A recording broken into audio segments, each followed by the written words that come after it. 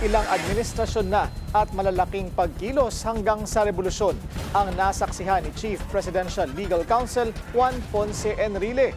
Silipin natin ang mahabang karera ni JPE sa politika sa agenda report ni Ivy Reyes.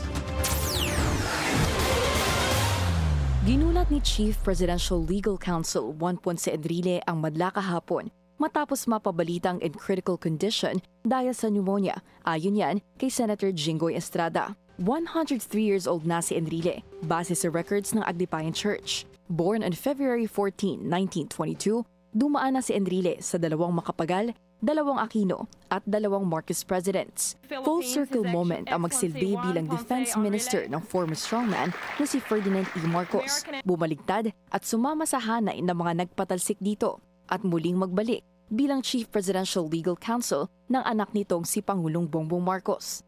Sa pagputok ng martial law, inamin ni Enrile na staged ang pag-atake sa kanya na naging hudyat para isailalim ni Marcos Sr. sa martial rule ang bansa noong 1972. Pero ano-ano nga ba ang naging papel ni Enrile sa politika? At sakaling matapos ang mahabang takbo ng kanyang karera, ano ang pwedeng magbago sa Malacanang?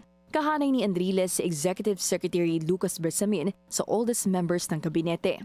Matatandaan sa desisyon nito sa pork barrel case ni Enrile, argument ni Bersamin ang poor health ni Enrile para ma-justify ang bail plea nito. Pinalitan ni Bersamin si Attorney Vic Rodriguez na ngayon miyembro na ng Duterte Bloc. Nasa posisyon din si Patrick Jean Gonzales, ang kaa-appoint lang na miyembro ng Subic Bay Metropolitan Authority nitong Oktubre, ang ahensyang namamahala sa Subic Bay Freeport Zone. Si Gonzales ay kapatid ng dating Chief of Staff ni Enrile na si Gigi Reyes, nakasama sa mga napawalang sala sa parehong graft case. Noong 2013, naharap si Gonzales sa isang 190 million peso tax evasion case mula sa Bureau of Internal Revenue.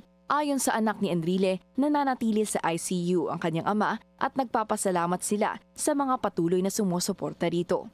Para sa agenda, Ivy Reyes, Billionaire News Channel.